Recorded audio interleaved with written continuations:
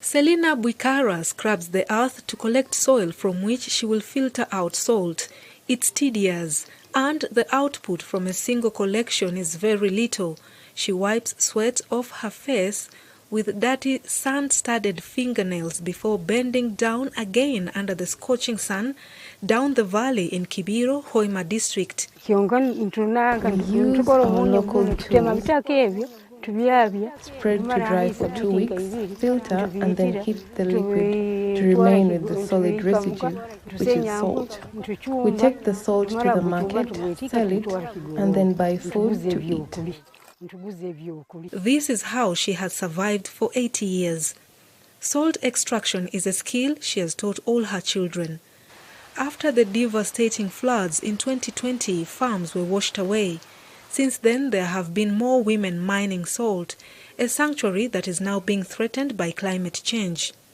But that is not Buikara's biggest worry.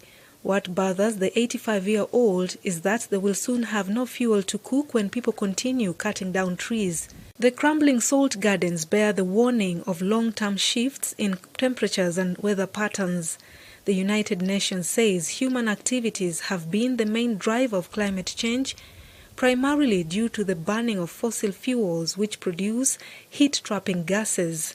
On this day, temperature rises to 36 degrees Celsius and experts forecast hotter temperatures in February. We have to look at the methods, the rudimentary methods of how they do it. It affects more of the people. But of course, also because of how they do it, the environment sometimes is degraded in terms of when you look at physically, when you look at the place, you will say, it is not looking good, fine. But also, as we continue deepening those big holes where they do their gardens, of course, things are not good.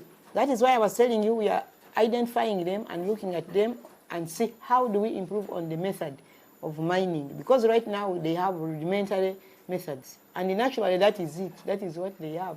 The salt mining industry thrives under very hot temperatures. Harvests shift in sizes depending on how much soil they can dry in a given period. The hotter the earth gets, the larger the quantities of salt extracted.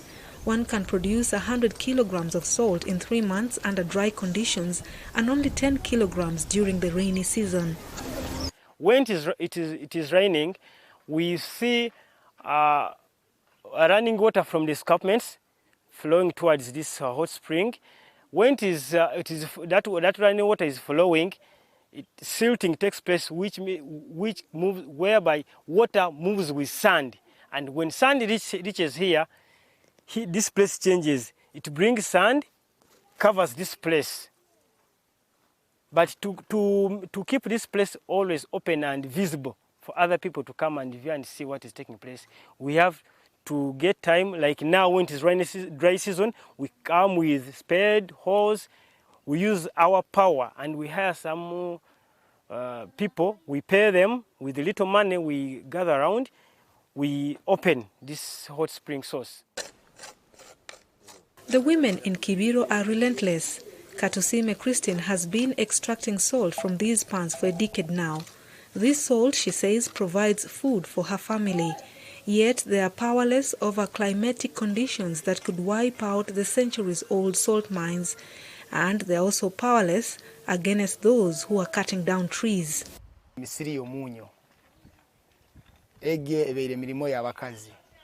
Kyonka omukukula omumyaka itwakuliroho naitwe omumirembe ya obusigazi tukakoraho omunyo ogwo nanyomanyire kurungo ogukora omumyaka yeira tugwasororaga ntingu abasaija n'abakazi.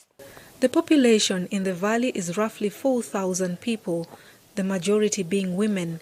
Every family in Kibiro is allocated a garden to extract salt from. 700 meters away are the salty shores of Lake Albert.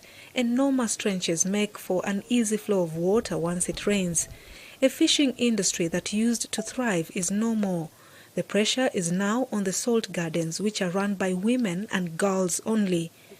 13-year-old Talemwa Delisha has been extracting salt since she was 8. The makeshift houses in Kibiro are very close to each other. The land is communally owned. Inside Sarah Yenek's heart, a liquid boils with white crystals sticking around the saucepan. She scoops whitish residue and adds to a horn, standard measurement for the salt, of about 2 kilograms. Each horn of salt is sold at 10,000 shillings. Salt has been the answer for thousands of people in Kibiro, but gardens are slowly being eaten up by heavy rains or Lake Albert waters whose levels have risen drastically over the past few years. Without control, the best solution is to move.